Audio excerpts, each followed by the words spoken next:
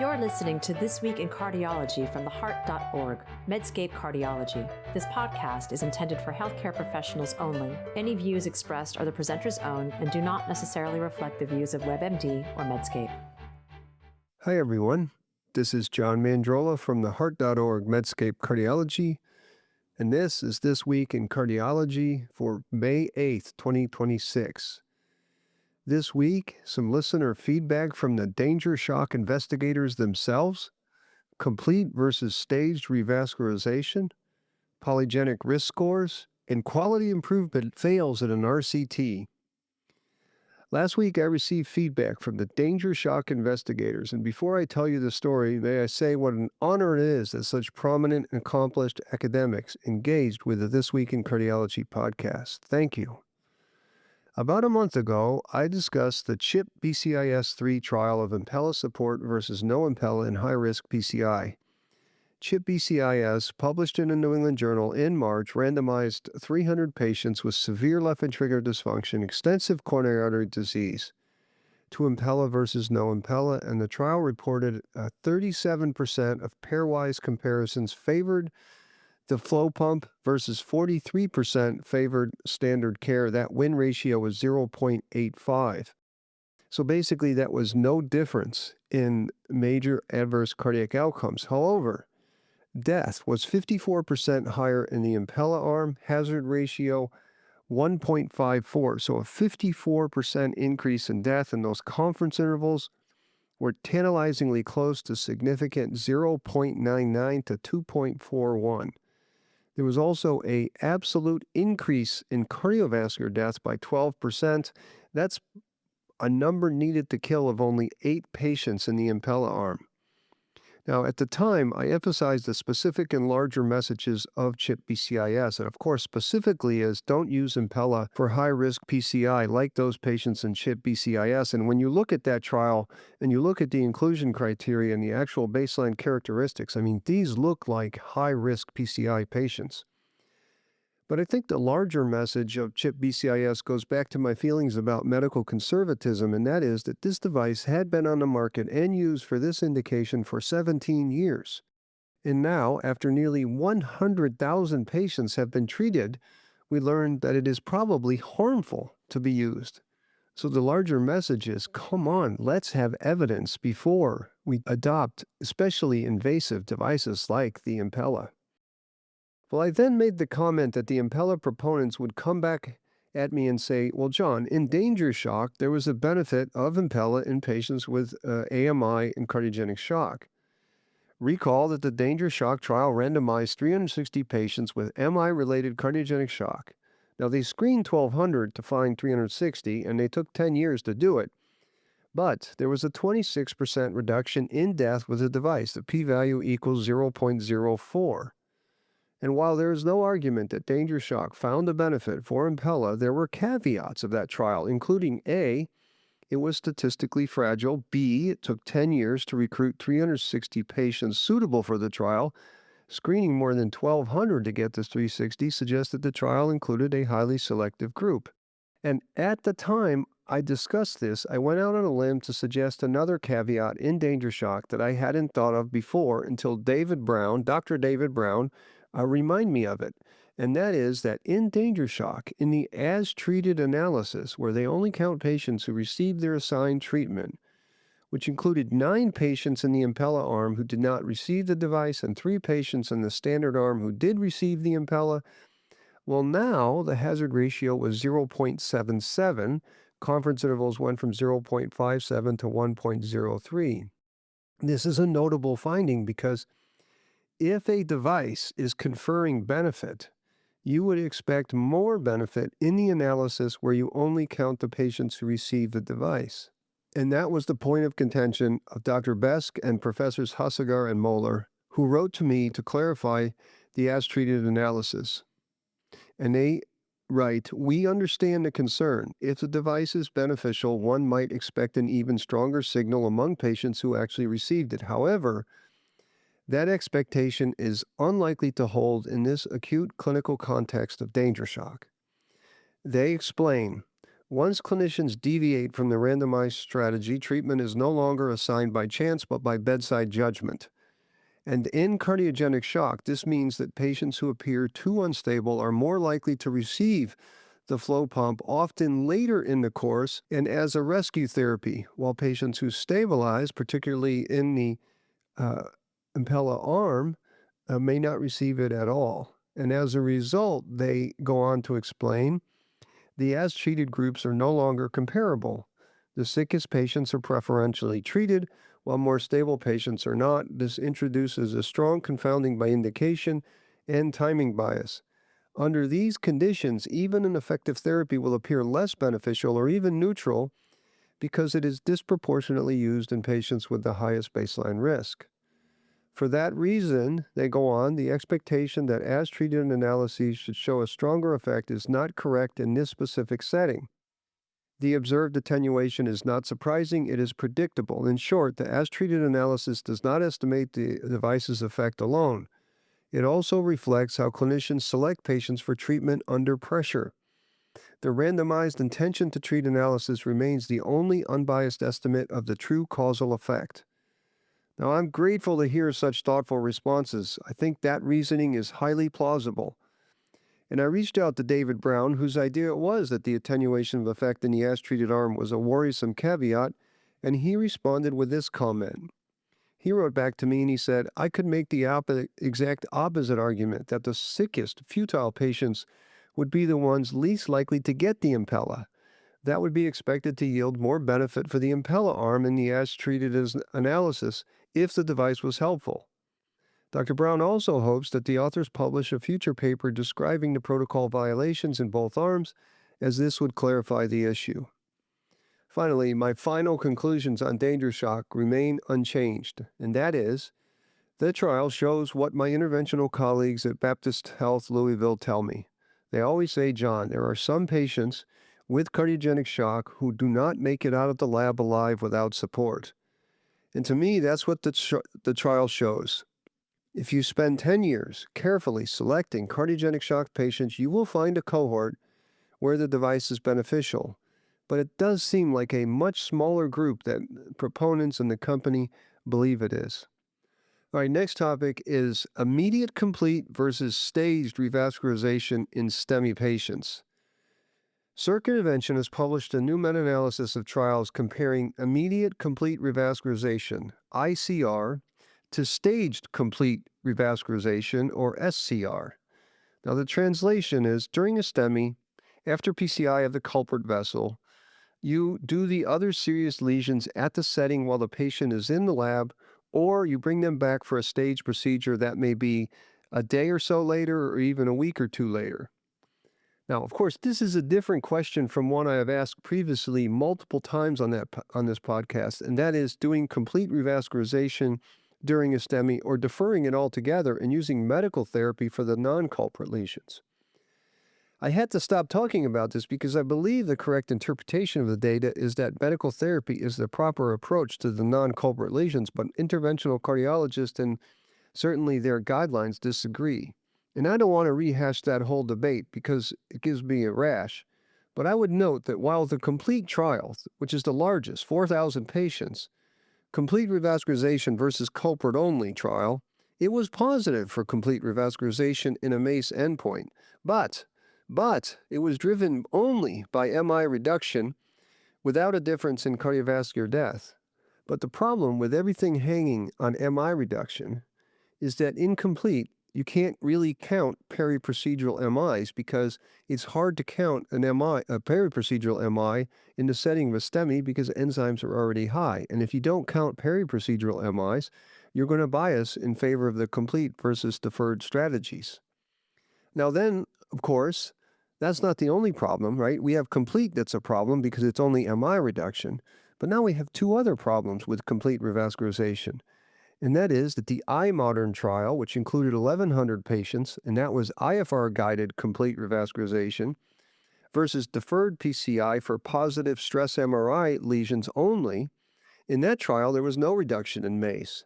And of course, we have the full Revasc trial, where 1,500, mostly STEMI patients, were randomized to FFR-guided complete revascularization, or no revascularization other than the culprit vessel. Now, full Revasc planned to enroll 4,000 patients like complete, but it was stopped enrolling when the complete trial released its positive results, which was a mistake in my opinion.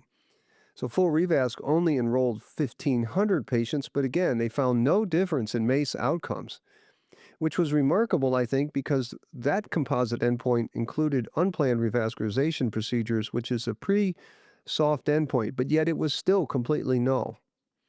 Now, I'm going to keep the complete revascularization versus culprit-only discussion limited to that, but remind listeners that if they discount iModern and full Revasc, and if you only believe complete trial, you go against a mountain of evidence finding that PCI does not reduce outcomes in stable CAD. So PCI of non-infarct related or stable lesions during STEMI would have to be an exception to the rule that PCI of stable disease does not reduce outcomes over medical therapy. And to me, that's a hard rule to break. Now, anyways, on to the question is, if you're doing complete revascularization, should you do it during the index procedure, right when the patient's on the table, during the STEMI, or should you do it in staged procedures? Now, the trade-offs are obvious, right? Doing it initially is more efficient. It's 1 versus 2 procedures. You get to avoid a second arterial access, and it may reduce outcomes in that short term in the next couple of days. However, the downside is the patient is acutely ill with myocardial injury happening at that time, and of course, if you're doing multiple lesions, you're giving more contrast and there's just more risk. So in the meta-analysis, the authors found 9 RCTs with about 4,200 patients randomized. The main points of interest of the meta-analysis were short-term and long-term all-cause mortality. For short-term mortality, it was 2% for the immediate complete versus 1.2% for the stage complete, and that's a relative risk of 1.66, so 66% higher if you did it in one procedure, and those confidence intervals were 0.99 to 2.78, p-value 0.053. And at 1 year mortality, the numbers were 4.7% for immediate complete versus 3.5% for stage complete. And that rate ratio is 1.40. And here the p-value is 0.07. Now, one issue with the meta-analysis, and I wonder if it did not come up in peer review, is the author's choice to include the iModern trial, which I just told you was not really immediate complete versus stage complete, but rather it was IFR-guided complete revascularization versus later stress MRI-guided PCI, which is closer to the complete revascularization versus culprit only than it is to immediate versus stage complete revasc. So in a leave one out sensitivity analysis where they leave out the really null iModern trial, the all-cause mortality with immediate complete compared with stage complete is now significantly worse for short-term and long-term deaths. Short-term, the relative risk was 2.1 times higher, and those confidence intervals were 1.16 to 3.77. Long-term mortality at 1 year was 1.56, and again, still significant at 1.01 to 2.41. And so the authors hedge a bit in their conclusions, and they write, in hemodynamically stable patients with STEMI and multivessel disease, an immediate complete revascular strategy may increase short-term cardiac death compared with stage complete revascularization, and the possibility of increased early and late all-cause mortality cannot be excluded.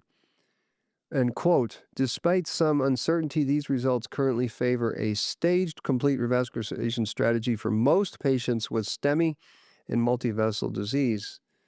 I think this is a good conclusion, actually.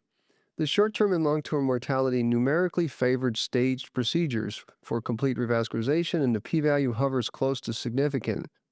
I'm drawn to the upper bound of the near doubling of the risk of death. Also, leaving out the iModern trial, which really does not belong, pushes the signal even more strongly against immediate complete revascularization. Staging complete revascularization seems wisest if you're going to do complete revascularization. However, let me now tell you the biggest caveat of this data, and that is the translation to the actual patient. Now, I don't do PCI, but I know enough to know that there is a feel to things in the lab, right? What do I mean by feel? Well, let's say the culprit vessel PCI went easily. It went well. There was little contrast needed, a good result, and the patient is rock stable. Now let's say there is a discrete 95% mid-vessel disease, say right coronary artery. It's another low-risk PCI. Hardly seems dangerous, so you do it. Contrast that with a difficult or somewhat late culprit PCI. Maybe there's ectopy or soft blood pressure. Not shock, just rocky stuff. The patient is rocky. And now the non-culprit vessel is a branch vessel. In this case, it seems wise to do the staged procedure. The trials that are included in this meta-analysis, they offer general guidance, but you do have to consider the patients not randomized in these trials, right? It seems to me that this meta-analysis would tell me that unless an immediate complete revascularization would be easy and the patient is stable, it's probably best to do a staged procedure. Of course, again, if you're going to do a staged procedure, it might even be better to just start medical therapy and wait and see. All right, next topic, polygenic risk scores for prediction. Now, Jack has published a 6,000-word paper looking at polygenic risk scores as prediction for 8 different cardiac conditions, and the authors are prominent Harvard researchers. So, I am a podcaster and an electrophysiologist. So this is a bit like an HVAC person commenting on aerospace engineering. But I want to say something about this paper because now the authors tell us in the discussion they are commercializing the polygenic risk score so that for $225, people can use their genes to help predict their future health or ill health. That's moved the seriousness of this from a curious academic paper to taking money from people. Now, here's how I would frame the issue using CAD as a model. Unlike long QT syndrome, coronary disease does not come from one gene. It comes from an amalgam of many genes. Sort of like a family history. You inherit a group of genes from your mom and dad, and if you're unlucky, these genes interact with your environment to make you more likely to have coronary artery disease. Now, modern technology has allowed research teams to create these poly, as in many, genic genes risk scores. The idea is it's really just a more accurate family history. Now, the paper describes the development and invalidation of the polygenic risk score for the 8 conditions. They show a framework for clinical reporting at the end. Now, here is the challenge, though, right? A, prediction is hard, especially about the future. That's what Yogi Berra says. We already have simple scores like the PCE or PREVENT score. So these things use simple markers like blood pressure, LDL, and age. And these simple scores get people into risk boxes, low, intermediate, or high. We also even have coronary artery calcium, which proponents say further risk stratify, though that is debatable. The challenge for these super fancy polygenic risk scores is how much more incremental benefit they add for the average patient, say the HVAC guy or the plumber or whatever, in changing their decisions about his or her life. And I guess if someone is spending $225, what is the evidence that it would reduce MI or death over not spending the $225? The paper lays out the polygenic risk scores development, and then it tells us results. And it's complicated, and I'm going to try to simplify, and I hope I don't get it completely wrong. Basically, they used 3 large biobanks, the All of Us or All of US data bank, the Mass General Brigham biobank, and a UK biobank. For coronary artery disease, there are dozens of public risk scores, and the insight of the research team was to combine all the scores using a statistical technique. They then trained this combined model in 80% of the all of US data, held back 20% for internal testing, then applied the final scores to a separate biobank population. They used electronic health records, of course, to define who had each condition. And their performance measures were really 3 different types. The C statistic. Okay, if you randomly pick one person with a disease and one without, what's the probability that the PRS correctly gives the higher score in the sick person? 0.5 is random chance, 1.0 is perfect. Their scores range from about 0.61 to 0.86 across traits. Lipoprotein a was the 0.86, and it's the highest one, but of course that makes sense because it's entirely genetic determined. For coronary disease, the PRS was 0.67. For AF, it was 0.64. and these are very, very modest. They also use odds ratio per standard deviation. So for every one standard deviation increase in the polygenic risk score, how much disease odds increase? CAD, it was 2.07, meaning moving one standard deviation higher in a score roughly doubles your odds. This sounds impressive, but of course it's a population level statistic. And the third metric they used was percentile-based odds ratios. So this divides people into risk bins: high, top 10%, above average, 76 to 90th, average, 26 to 75th, and below average, bottom 25%. They then ask, compared to the average group, how much higher is risk in the high group? For CAD, this was 3.7%, meaning the top 10% had 3.7 times the odds of CAD compared to the middle 50%. And overall, the scores sort of worked. People in the high-risk bins genuinely had more disease than people in the average bins, consistently across all data sets. The graded relationship was real. High was greater than above average, which was greater than average, was greater than below average for every trait. And this held up in prospective analyses too. People who were high-risk enrollment and didn't yet have the disease were significantly more likely to develop it over the oncoming 8 years. The most dramatic result was lipoprotein a. The top 10% had 41 times the odds of elevated lipoprotein a compared to the middle group. But this is almost tautological, right? Because lipoprotein A levels are 90% heritable. So of course a genetic score is going to predict lipoprotein a. They then did something called the Net Reclassification Index analysis, or NRI analysis. And this tests whether adding the polygenic risk score improved risk classification in people already scored by the standard clinical tools like the pooled cohort equation. And here they said it showed improvements of 0.14 to 0.18. And I don't know what that means. It's a difficult thing to know what it means. And here's the problem with this paper. Because they don't present the raw numbers, you don't know whether there are more people correctly or incorrectly classified. Like it is with coronary calcium, namely that because many more people who are reclassified higher don't have events, the NRI actually misclassifies more than it correctly classifies. Now, I also want to emphasize the high odds ratios, which look impressive. They sit there and jack and you're like 3.0 odds ratio. But the problem with that is most of the risk curve, the bell curve of these patients overlap. So when you cut off the extreme 10%, the highest risk, and compare it to the middle of the risk curve, it looks impressive. But how does that help an individual person? For instance, a CAD odds ratio of 3.7 sounds clinically meaningful, but it tells you nothing about how well the score actually sorts individuals. The C statistic is in the range of what it is for the CHA2DS2-VASc score, about 0.65, with 0.5 as a coin toss. Now, would you pay $225 for your CHA2DS2-VASc score? So in the end, we can know if you sorted the entire population into deciles by their CAD polygenic risk score, the top decile is going to have substantially more events than the bottom decile. That's real and reproducible. But the C statistic of 0.6 whatever tells you for any individual patient, the score makes the wrong ranking about a third of the time. And what is more, we have no idea how much better it is than the simple PCE.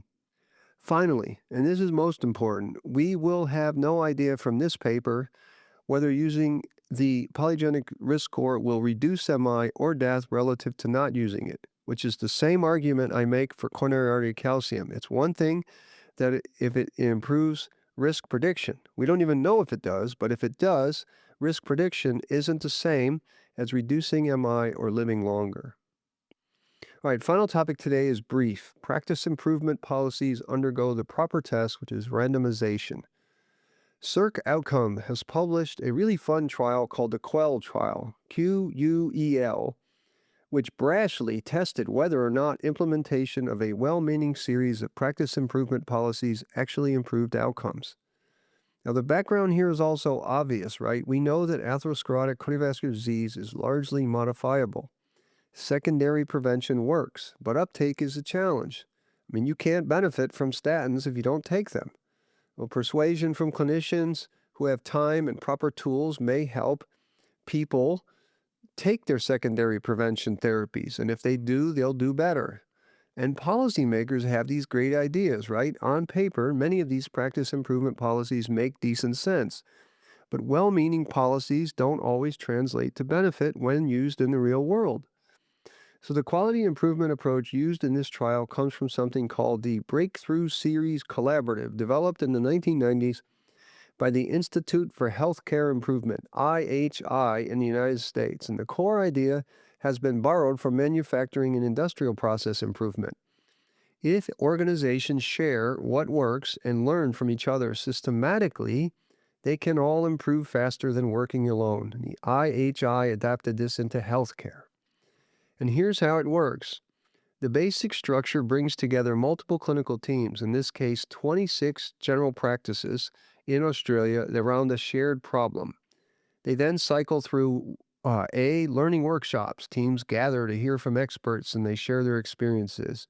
And then there's PDSA cycles, plan, do, study, act cycles, small rapid tests of change at each site. And then, of course, they use benchmarking practices, see how they compare to each other using their own data. And finally, there's facilitated support, where there's ongoing coaching between workshops. And all that sounds great, doesn't it? So in the Quell trial specifically, practices also receive monthly automated reports pulled from their EHR showing that how their CHD patients were doing against 12 key performance indicators. And that was the data-driven part of this classic model. The trial used a cluster randomized process, and they recruited Australian primary care practices from 2019 to 2022. Importantly, practices here were the unit of randomization, and adults with coronary heart disease were the units of analysis. The primary endpoint was great. It was the proportion of participants who had unplanned cardiovascular disease hospitalization at 2 years. And the results? A total of 51 primary care practices participated, and it resulted in a patient cohort of about 7,800 patients. And at 24 months, get this, sit down for this, there were no significant differences between the groups for unplanned cardiovascular hospitalization, no differences in MACE, no differences in prescription of antiplatelets, statins, ACE inhibitors. There was no difference in LDL levels, systolic blood pressure, or anything. So the authors concluded that a primary care data-driven quality improvement program did not improve any important outcome. Not even surrogates like LDL or blood pressure could be affected. They then add this zinger sentence, quote, robust evidence for the use of data-driven collaborative approach to improving care for people with coronary heart disease in primary care remains elusive, end quote. So I have two things to say. One is that I congratulate the Australian teams for doing this study. As I have said many, many, many times, that policy that affects patient care should always be tested in RCTs. They should be tested before implementation, because well-meaning does not equate to effective.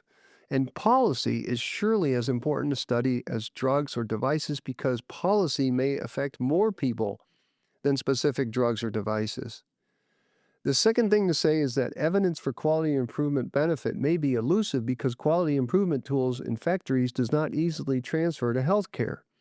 I am skeptical that policy changes will ever show benefit over basic healthcare delivery, though I do hold out some hope that an AI-driven model and an AI used wisely may be a positive in the future.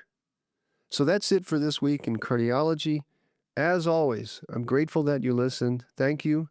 And if you like this podcast, please take the time to give us a rating, write us a review, and please, if you disagree with something I say or have something to clarify, like the Danger Shock investigators did, please send me an email. I learn from these and they make great teaching points.